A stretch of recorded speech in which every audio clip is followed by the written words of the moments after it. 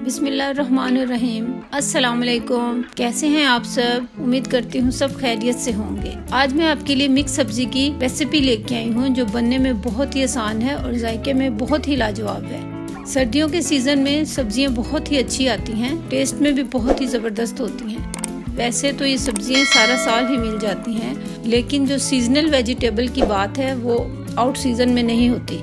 तो सर्दियाँ तकरीबन जाने वाली हैं, तो आप मिक्स सब्जी बनाएं और एंजॉय करें। तो चलिए वीडियो स्टार्ट करते हैं। तो सबसे पहले एक बर्तन लेंगे, उसमें हम 1 प्याली ऑयल का शामिल कर देंगे। जैसे ही हमारा ऑयल गर्म हो जाएगा, उसमें हम 1 बड़ा प्याज स्लाइस में कटा हुआ शामिल कर देंगे।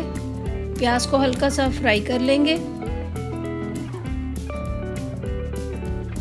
जब प्याज में हल्का सा कलर आ जाएगा तो उसमें हम 2 से 3 चम्मच पानी के शामिल कर देंगे।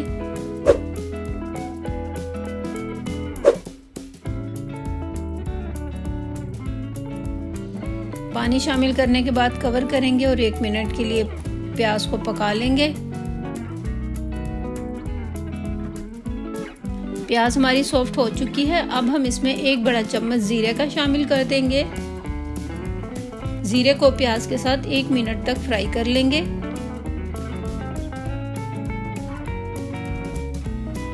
साथ ही 1 बड़ा चम्मच अदरक लहसुन का पेस्ट शामिल करेंगे। अदरक लहसुन को प्याज के साथ जब तक भूनेंगे जब तक अदरक लहसुन का कच्चापन खत्म ना हो जाए। 2 बड़े टमाटर जिनका मैंने छिलका उतार के बारीक बारीक क्यूब में काट लिया था वो शामिल कर देंगे।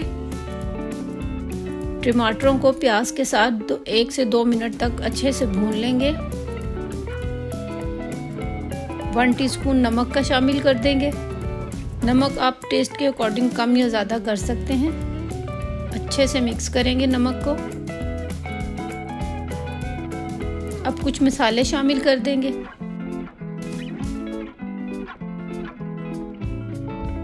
1 टीस्पून मैंने चिली फ्लेक्स का शामिल किया है यहाँ पे। 1 टीस्पून ही रेड चिली पाउडर का शामिल किया है और ½ टीस्पून हल्दी का शामिल कर दिया है।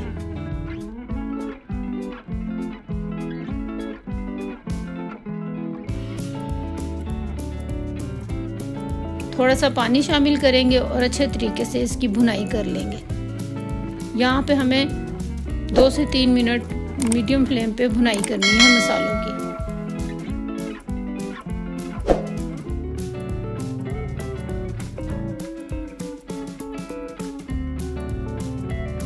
मसाले हमारे भुन चुके हैं। अब हम इस स्टेज पे 2 से 3 बारीक कटी हुई हरी मिर्चें शामिल कर देंगे। मिर्चों को मसाले के साथ भून लेंगे।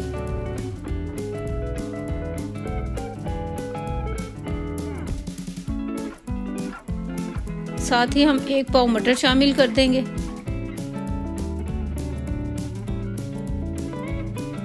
मटर को 2 मिनट मसाले के साथ भूनेंगे।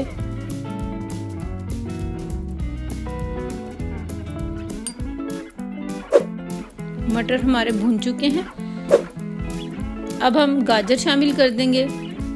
तकरीबन 2 से 3 मैंने यहाँ पे गाजरें ली हैं, उनको मैंने मोटे मोटे टुकड़ों में काट लिया था, वो शामिल कर दी हैं मैंने।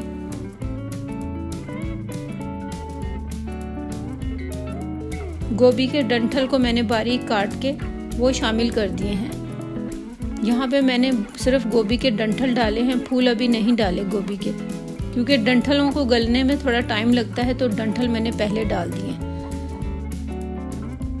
साथ ही मैंने 2 आलू लिए हैं, उनको बारीक टुकड़ों में काट लिए हैं, वो शामिल कर दिए हैं।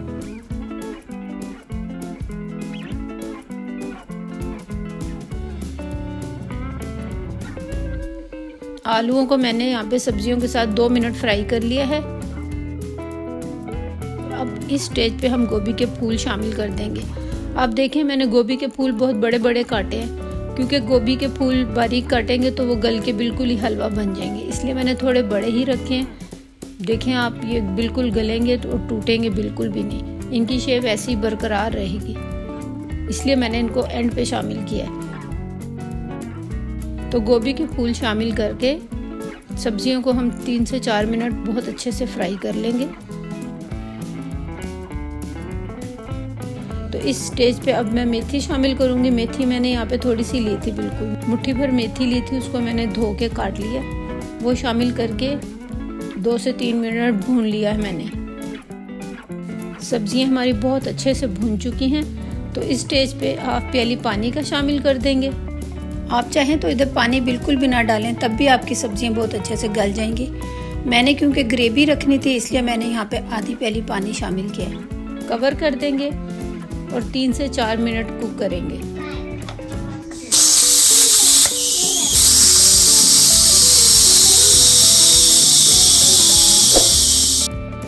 तो चलिए 3 से 4 मिनट हो चुके हैं, चेक करते हैं। कुकर को खोलते हैं। माशाल्लाह देखें यहाँ पे हमारी सब्जी बन के तैयार है। चेक करते हैं, हमारी सब्जी गल चुकी है।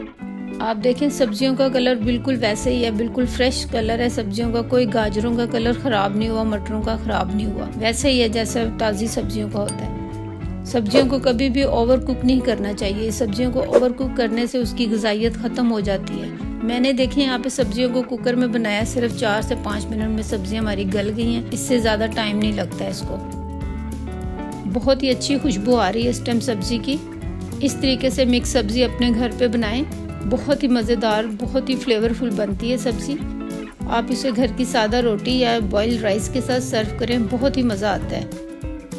एंड पे थोड़ा सा गरम मसाला छिड़क लेंगे। अगर आपको मेरी ये रेसिपी पसंद आई है तो मेरे चैनल को सब्सक्राइब करें, मेरी वीडियो को लाइक करें और ज़्यादा से ज़्यादा दोस्तों के साथ शेयर करें। मुझे अपनी दुआ में याद रखिएगा। अल्लाह हाफिज़।